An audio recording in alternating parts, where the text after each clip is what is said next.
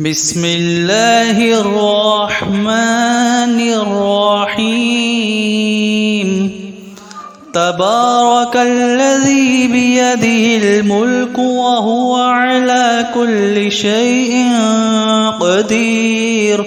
الذي خلق الموت والحياة ليبلوكم أيكم أحسن عملا وهو العزيز الغفور الذي خلق 7 سماوات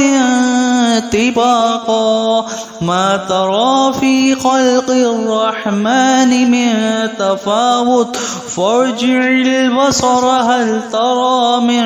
فتور ثم ارجع البصر كرتين ينقلب إليك البصر خاسئا وهو حسير صدق الله العظيم.